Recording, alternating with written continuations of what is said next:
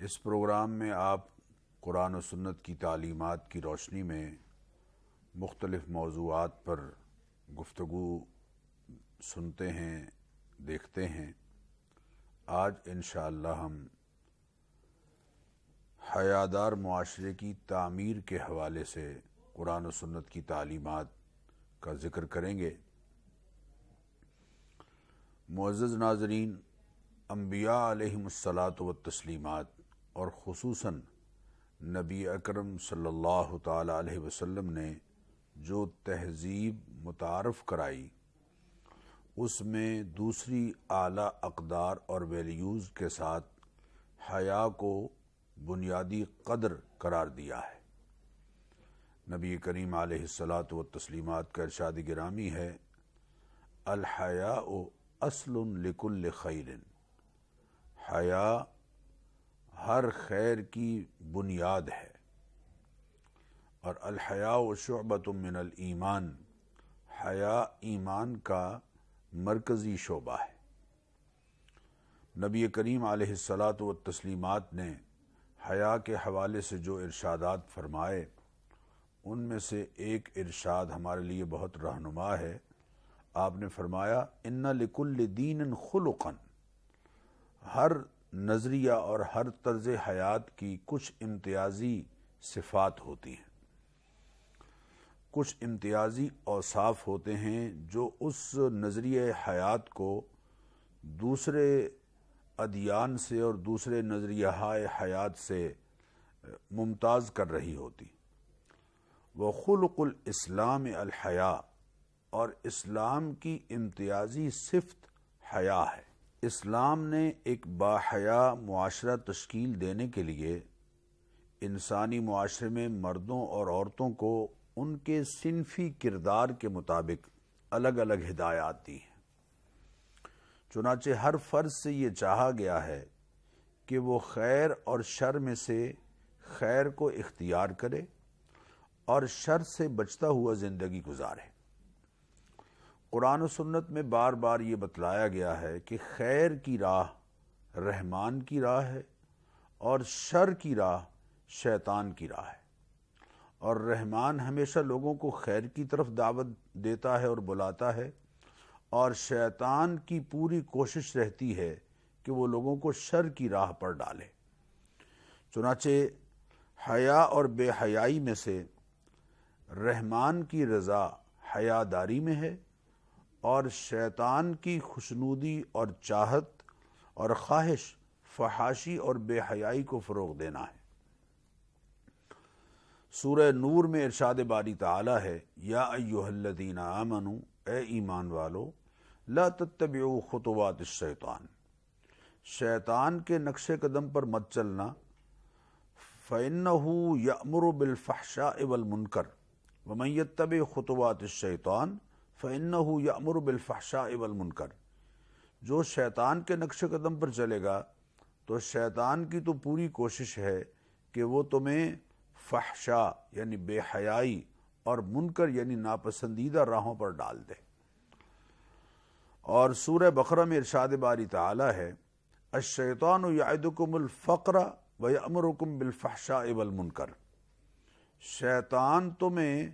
فقر سے ڈراتا ہے کہ اگر تم اللہ کی راہ میں اپنا مال خرچ کرو گے تو مال کم ہو جانے کے باعث کہیں تم فقر کی پوزیشن میں نہ پہنچ جاؤ۔ وَيَأْمُرُكُمْ بِالْفَحْشَاءِ وَالْمُنْكَرِ، اور شیطان تمہیں بے حیائی اور برائی کی راہوں کا کہتا رہتا ہے، ان راہوں کے بارے میں تمہیں ہدایات دیتا رہتا ہے۔ وَاللَّهُ يَعِدُكُمْ مَغْفِرَةً مِّنْهُ وَفَضْلًا، جبکہ اللہ تعالیٰ تم سے وعدہ کرتا ہے بخشش کا اور اپنے فضل کا، کہ اگر تم اس کی راہ میں خیرات کرو گے تو وہ تمہاری زندگی میں تم اپنا فضل شامل کر دے گا۔ اور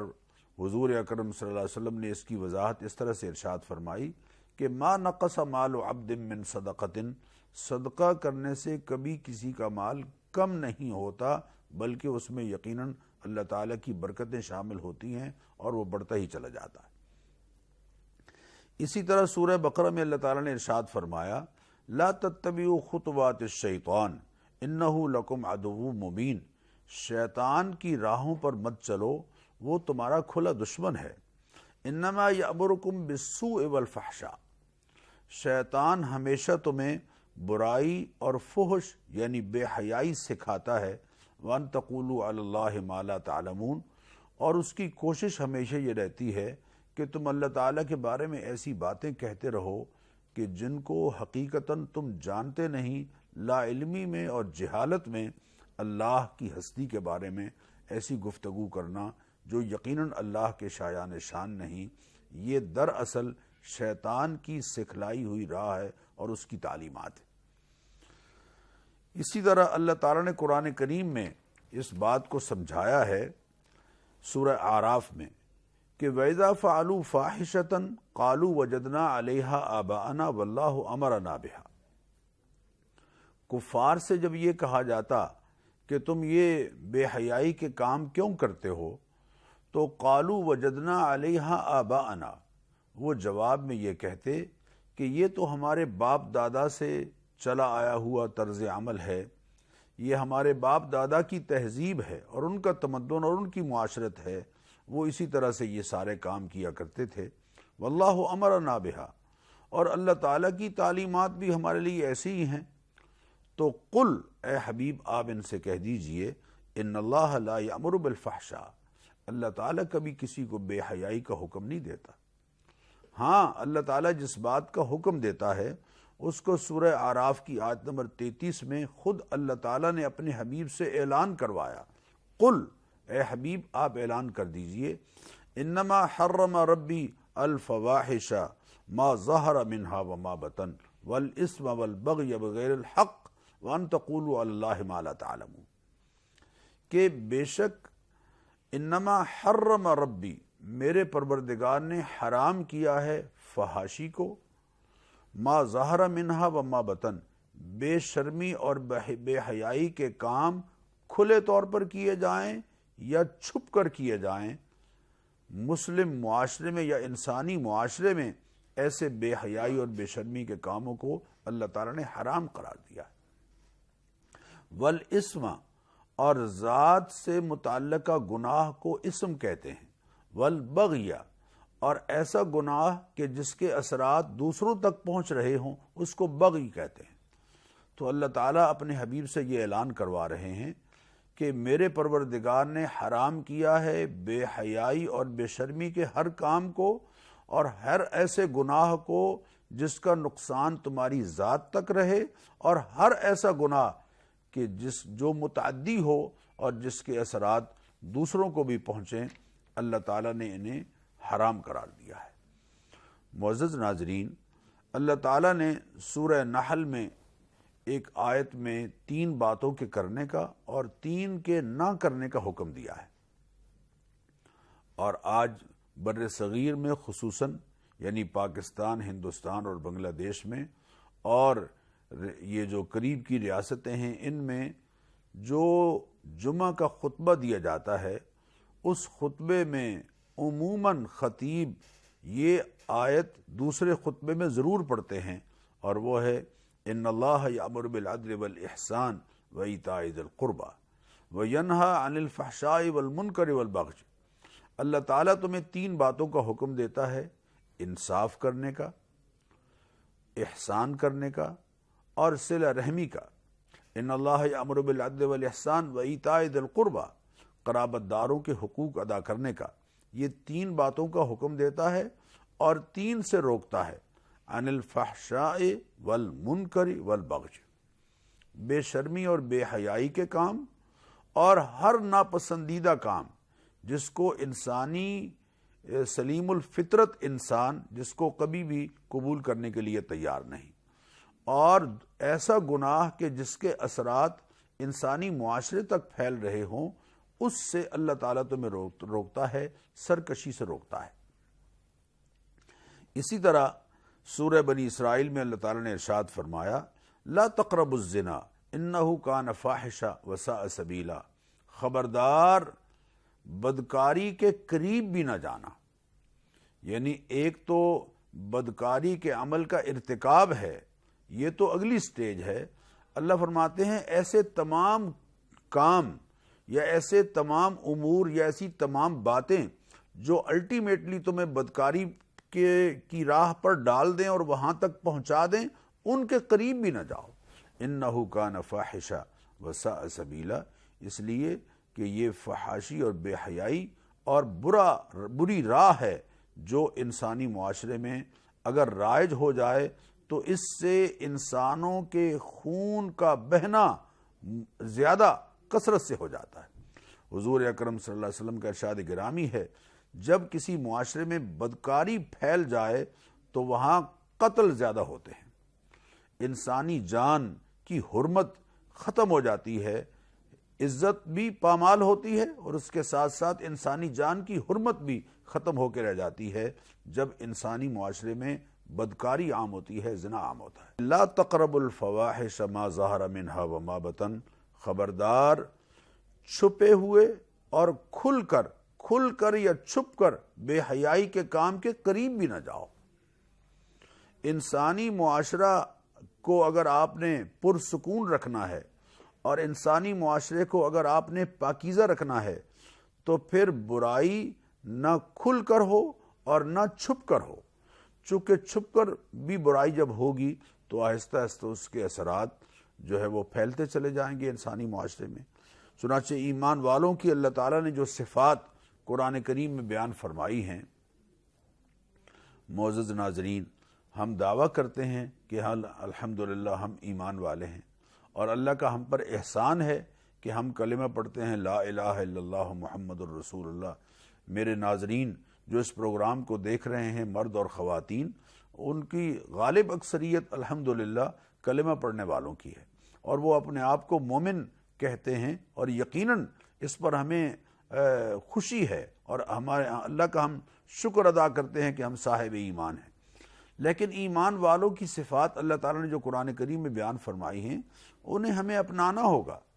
تاکہ ہمارا معاشرہ حقیقت میں مسلم معاشرہ کہلائے۔ اور اس میں ایمان والوں کی صفات بیان کرتے ہوئے اللہ تعالیٰ نے ارشاد فرمایا والذین هم لفروجہم حافظون، یہ ایمان والے وہ ہیں جو اپنی شرمگاہوں کی حفاظت کرتے ہیں، الا علی ازواجہم، جہاں جنسی تعلق سیکچول جو ریلیشن شپ ہے جہاں حلال ہے اس حلال راستے کو تو اختیار کرتے ہیں لیکن باقی حرام راہوں پر اپنے آپ کو نہیں پڑنے دیتے۔ سورہ فرقان میں ارشاد فرمایا وَلَا يَقْتُلُونَ النَّفْسَ الَّتِي حَرَّمَ اللَّهُ إِلَّا بِالْحَقِّ وَلَا يَزْنُونَ، کسی جان کو ناحق قتل نہیں کرتے اور بدکاری نہیں کرتے۔ اسی طرح سورہ نجم میں اور سورہ شورى میں اللہ تعالیٰ نے ایمان والوں کی صفات بیان کرتے ہوئے ارشاد فرمایا الذین یجتنبون کبائر الاثم والفواحش واذا ما غضبوا هم یغفرون، ایمان والوں کی صفت یہ ہے اور ان کی خوبیاں یہ ہیں کہ وہ گناہ سے بچتے ہیں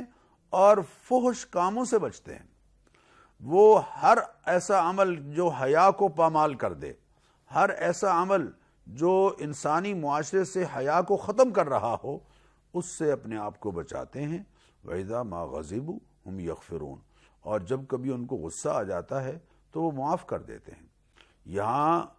غصے سے مراد ہے ذاتی معاملات میں کوئی غصہ، کسی انسان پر کوئی زیادتی ہوئی اور رد عمل میں وہ غصے میں آیا تو اس غصے میں فریق ثانی کو وہ معاف کر دے، یہ بہت اونچے درجے کی عبادت ہے۔ ہاں بعض دفعہ غصہ کسی دینی معاملے کی وجہ سے آتا ہے تو دینی معاملے کی وجہ سے غصہ آ جائے وہ تو یقیناً اللہ تعالیٰ کے ہاں پسندیدہ ہے، لیکن انسانی رویوں میں اگر کہیں کوئی برتاؤ میں کسی آدمی کی غلطی کی وجہ سے غصہ آئے تو اس کو معاف کر دینا یہ محبوب کریم علیہ الصلاۃ والتسلیمات کی سنت ہے۔ اور اللہ تعالیٰ نے اپنے پسندیدہ لوگوں کی ایک صفت بیان فرمائی کہ وَإِذَا مَا غَضِبُوا هُمْ يَغْفِرُونَ، جب ان کو غصہ آتا ہے تو وہ معاف کر دیتے ہیں۔ فَمَنْ عَفَا وَأَصْلَحَ فَأَجْرُهُ عَلَى اللَّهِ، اور اللہ فرماتے ہیں سورہ شورى میں کہ جو شخص معاف کر دیتا ہے اور وَأَصْلَحَ اور صلح کر لیتا ہے، باوجود حق پر ہونے کے اپنا حق معاف کر کے صلح کر لیتا ہے، فَأَجْرُهُ عَلَى اللَّهِ، اس کا اجر اللہ اپنے ذمے لے لیتے ہیں، اس کو یقیناً اللہ اجر عطا فرمائیں گے۔ اسی طرح قرآن کریم میں اللہ تعالیٰ نے ایمان والوں کی صفت یہ بیان فرمائی کہ والذین یجتنبون کبائر الاسم والفواحش الا اللمم، ایمان والوں کی خوبی یہ ہے کہ وہ فحش کاموں سے اپنے آپ کو بچاتے ہیں، ہاں معمولی قسم کی کوئی غلطیاں انسانوں سے ہوتی رہتی ہیں، اللہ تعالیٰ ان کو خود بخود درگزر فرما دیتے ہیں۔ نبی کریم علیہ الصلاۃ والتسلیمات نے جو ایک مسلم معاشرہ تعمیر کیا، اس میں سب سے زیادہ لوگوں کو حیا کے قائم رکھنے کی ہدایات تھی۔ چنانچہ آپ صلی اللہ علیہ وسلم نے ارشاد فرمایا الحیاء خیر کلہ، ساری کی ساری خیر اللہ تعالیٰ نے حیا میں رکھ دی ہے۔ ایک جگہ ارشاد فرمایا الحیاء من الایمان، حیا ایمان میں سے ہے، والایمان فی الجنہ، اور ایمان جنت میں جانے کا ذریعہ ہے، والبذاء من الجفاء والجفاء فی النار، اور لچر بازی اور بے حیائی پر مبنی گفتگو اور محض زبان کے چٹخارے کے لیے بدکاری کی باتیں کرنا اور ان میں لذت محسوس کرنا، اور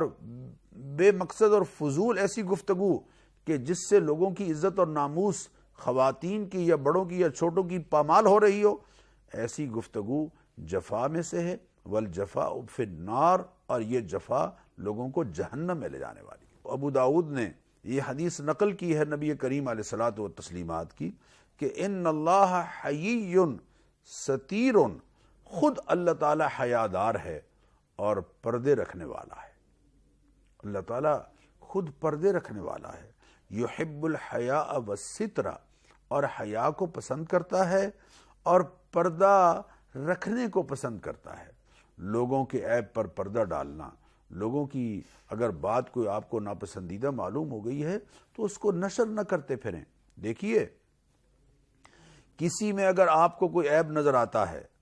آپ اس عیب سے اس کو آگاہ کریں، یہ نصیحت ہے، یہ خیرخواہی ہے۔ المؤمن مرۃ المؤمن، مومن مومن کے لیے آئینہ ہے، اور مرر اور آئینے میں جب آپ اپنا چہرہ دیکھیں گے تو آپ کو آپ کا چہرہ ہی نظر آئے گا، دوسروں کا چہرہ نظر نہیں آئے گا۔ دوسروں کے عیب، آپ کے چہرے کے اندر اگر کوئی عیب ہے تو شیشہ اور مرر اور آئینہ آپ کے عیب آپ کو بتائے گا، دوسروں کے عیب آپ کو نہیں بتائے گا۔ حضور نے فرمایا مومن مومن کے لیے آئینہ ہے، اور کسی کے اندر اگر آپ عیب دیکھیں